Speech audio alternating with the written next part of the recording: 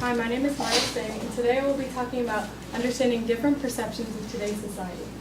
So to start off, what is perception? So perception is the way that you understand something or interpret something, and it is usually based on things like personal experiences, senses, bias, and personal beliefs, like the way that you were raised. So my research question is being experienced to different social, political, and scientific perceptions of our world more beneficial or detrimental to society? So this connects to our stimulus material because we read about how different perceptions can affect and alter the way that we think and see the world in regards to people and the environment. So to start, the first perception I'm going to be talking about is political perceptions. So what we see in today's society is we see Democrat and Republican, and this is evenly split by 29% of Americans being Democrat and 26% being Republican, and they go head-to-head on issues such as gun control, climate change, healthcare, and government spending. And one of the main challenges that we see today is issues with gun control. And there are two main perceptions. One is that guns should be restricted because they are dangerous to society, and then guns should not be restricted because it is our right according to the Second Amendment. And so recently we saw a shooting at Stoneman Douglas High School. And after this happened, these students shared their experiences and their perspectives on what happened. And when people saw this, they realized that we needed to change the way guns were regulated in our society today. And we saw an increase of Americans who wanted gun control. It went from 58 to 67%. And this change in percentage can lead to positive change and change in laws. So the second type of perception I'll be talking about is social perceptions. So some issues that we see today is gay marriage, racism, equal pay, immigration, etc. And one of the main issues that we see today is racism. And this is because many individuals are not experiencing racism, so they don't think that it's happening. For instance, 59% of Caucasians and 33% of people of color believe that racism is no longer a threat.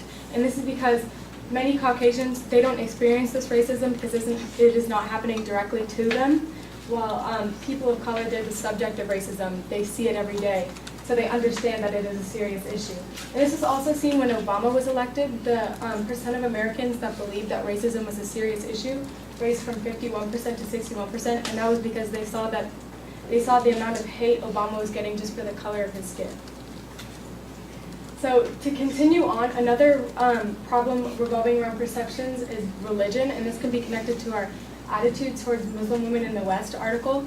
So in this article, people were trying to, quote, save Muslim immigrants from something they knew nothing about. They were trying to say that these people should not be wearing hijabs because men want them to. In reality, they were making the choice to wear them. And this shows a sense of narcissism in the West. And if these people learned and understood the perceptions and perspectives of the Muslim women, then their whole perception on the religion would change, and this would decrease narcissism and Islamophobia. So the last type of perception I'm going to be talking about is scientific perception. So this can be connected to our extrasensory article.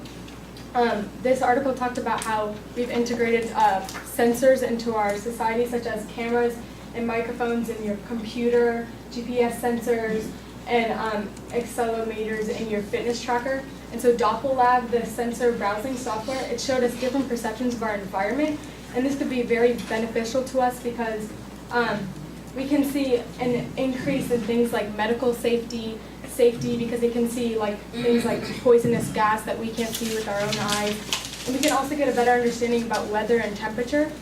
And then this would also technologically advance our society, and that would be very beneficial to us.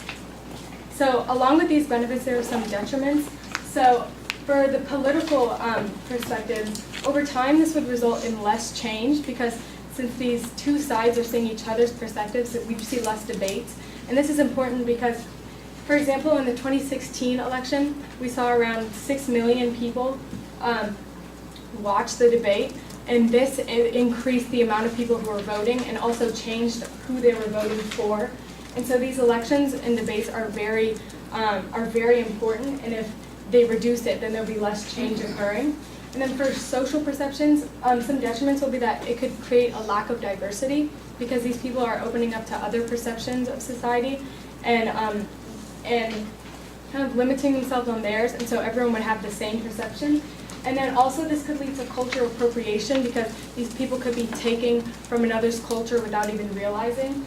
And then also this could lead to an increase in anger throughout the whole world because these people would now be aware of what's going on with other ethnicities, other religions, and even around their own ethnicity or religion. And then also with scientific detriments, these sensors could be used as an invasion of privacy because they're so small. And also they could be used with illegal business and misuse along with many other technologies that we see such as cell phones. And my solution is that individuals, especially in the Western world, should expose themselves and get a better understanding of these social, political, and scientific perceptions of our world because it promotes positive change and decreases social issues such as radical nationalism, racism, and more. And it would help us get a better understanding of our environment around us. And we can achieve this by thinking of others, increasing our level of empathy, and respecting our differences when it comes to arguments and debates. And some limitations with my solution, they go along with the detriments. There would be a lack of diversity, and then long-term issues revolving around change and safety because of the political issues and the sensor issues. And then it would lead to emotional problems such as an increase in anger. And right here are my sources. Thank you. Okay. Let me ask you a couple questions. So, what information did you need that you weren't able to find, and how did you go about trying to find that information? I tried to find more like detriments when it came to society because most of the detriments were revolving around the individual, such as like less increase in anger, but there was less on society. Like it wasn't like how it affects a community, how it affects the society.